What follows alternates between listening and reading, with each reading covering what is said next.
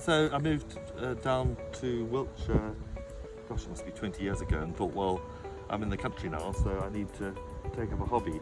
And I'm renowned to be quite fickle with hobbies, but yeah, started about 18 years ago and have never looked back. And the one thing I think that makes it different for me is that I'm a geneticist, so my day job is a scientist. Right. So it's actually very intricate and very complex and fascinating. It obviously goes up and down, because sometimes I tend to lose maybe about 10% of the hives generally die over winter for some reason or other. Either they're weak colonies, they can't maintain the temperature, or I've never had starvation, but anything can happen. So then you start in the spring, and then of course you collect swarms, so the numbers go up. So 15 colonies in total, but that's at the moment, and I'm selling one more because 15 is way too many.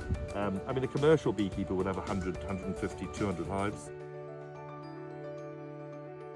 To basically move the hive, the rule is you can either move the hive up to 2 feet away, so you could move it 2 feet, which is not going to do any good, or you can move it 5 miles, nothing in between, because what happens is the bees fly out and they're flying straight up to Salisbury Plain there, and they come back, and if you've moved the hive like 5 meters, when they fly out, they'll think they were on the spot they were on before, and by the end of the day, you'll just have a clump of bees where the hive was, and there'll be an empty hive, or a nearly empty hive. But by moving them 5 miles, as soon as they fly out, their geomagnetism detects they've moved on the planet, and therefore they re-home to that site. So if I want to move them from there to there, the best is to move from there 5 miles for a week and back. In midsummer, she'll be laying about 2,000 eggs a day, which is 8 times her body weight. So they literally force feed her, and she will be, and so that means every day 2,000 new bees emerge in the summer. So that's why you see in the heat, if it rains for 3 or 4 days and they don't fly, after those days of rain, when the sun comes out, it looks like they're swarming, because what they're all doing is they're navigating where the entrance of the hive is. The bottom box is where the queen rears the brood. So the queen is found only in this bit here. I hope I don't get stuck. She's found down here, and then see this line here, that's called the queen excluder, which stops her from going above that line. So all the young are reared there, and this is all full of honey. But because I've got Salisbury Plain, I mean, this is a cool day and they're flying like it's a summer's day. I will be harvesting, I tend to harvest at the end of September and then do all the treatments for varroa and stuff.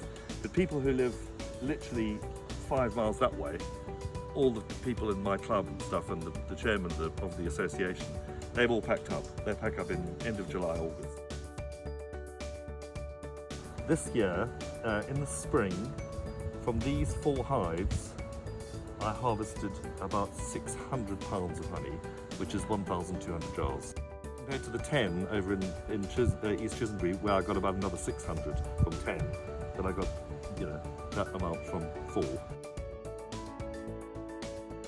You must never heat honey above, I never go above 40 degrees, because it destroys the whole, all the enzymes and everything else. This is called a settling tank. So the honey goes in the top, it settles, and everything, because honey's so dense, anything's not honey basically floats to the top. And then you open the tap at the top at the bottom, and you literally just pour it into the jar.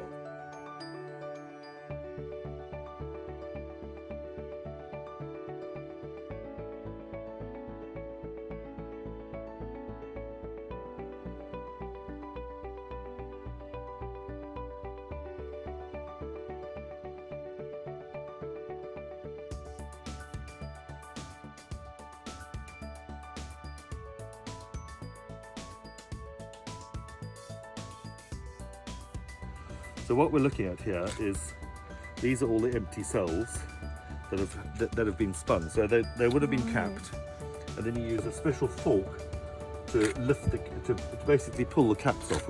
A lot of pollen left in the comb, and a lot of pollen comes out. So this will be frozen. What they do is they put the pollen mix it with honey to preserve it. So that's perfectly preserved. And another interesting thing which you might have not noticed if you've ever looked at honeycomb before, you've probably seen it, but have you noticed it's not actually at 90 degrees, it's at a 15-degree angle pointing upwards. Right.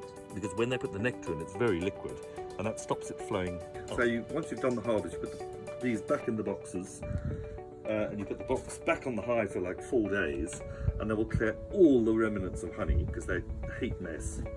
They'll clear all of that out, and then they will repair all the wax damage, so it'll look absolutely brand new, pristine, and then you take it off for the winter. So they go through winter just with the base box and one. I always leave one box of honey for them.